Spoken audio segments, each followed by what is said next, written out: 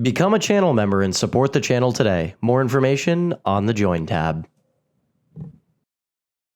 It's been what, 10, 15 years? 15 years, right? Yes, 15 years since the last ARC-170 LEGO has ever given us. And considering this year is the 20th anniversary of Revenge of the Sith, it seems very fitting. And there are some aspects of this set I think are fantastic, and other aspects I think could have been a little bit better, but we'll get right into that. To kick things off, obviously the figure selection in this set is fantastic. We get 3 clone pilots and an astromech, 2 of which are named and 1 is generic. Oddball and Captain Jag look fantastic, Jag being an updated version of the one we got in 2010. It's great to see this version of the clone pilot helmet back, and the printing on it is really nice, and the figures themselves just look really great. And it's cool to get a variation of the 2020 clone face print with this visor to go with the helmet. I think considering the price they were charging for this set, dual molded legs would have been really cool to see on these figures,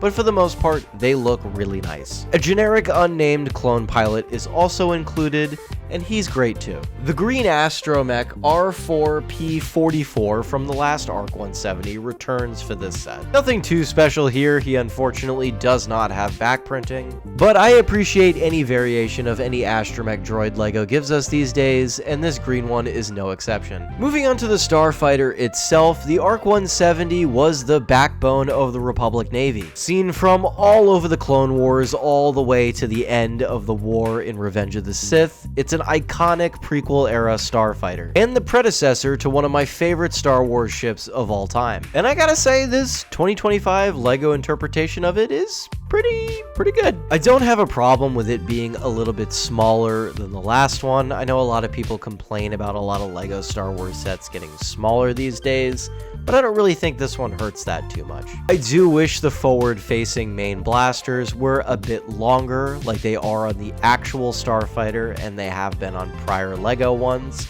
but that's easy enough to fix yourself.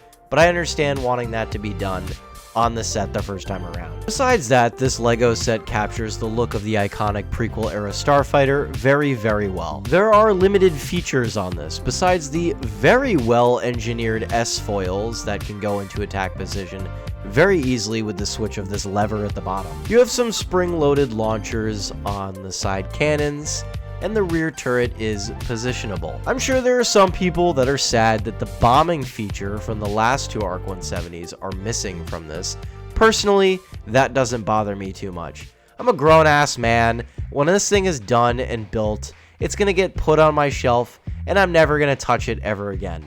I think the next time I touch this thing will probably be when I accidentally knock it over coming home from the bar at 2 in the morning. The figures fit nice and snug in each of their cockpits. Unfortunately, the astromech sits a little lower than I would like, but again, if this is something that bothers you, it can be fixed with a couple of pieces. I do believe the biggest elephant in the room for this set is this set's price. Right now, currently, it retails for $69.99, which is just way too high for what you're getting here. I think if the set had more pieces, or the clone trooper pilots had dual molded legs, maybe I could see justifying that price, but $70 for this is just way too much. This is a $50 LEGO set right here, and unfortunately this is just a problem that's just plaguing LEGO Star Wars as of late these days, i.e. the $44 Ahsoka Starfighter we got in the same wave. Pricing with the Star Wars theme seems to be all over the place right now, so I'm very curious going into the rest of the year what we have to see. But besides that, I am really happy to see the ARC-170 return. It is one of my favorite starfighters from the prequel era, and I think LEGO did a pretty decent job here. And considering the fact that the set was on back order for most of its early life, I think a lot of you agree. Considering that this year is the anniversary of Revenge of the Sith, I am very curious to see what LEGO does for other sets for the rest of the year.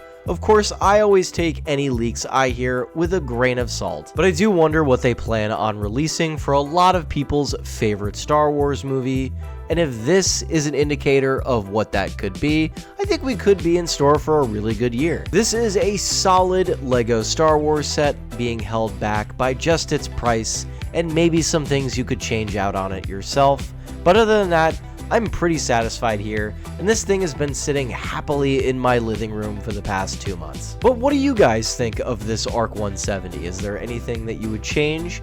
And what do you look forward to with this being the anniversary of Revenge of the Sith, and what you expect to see this year? Let me know in the comments down below, because that's all I've got, and like always, I'll see you guys in the next video.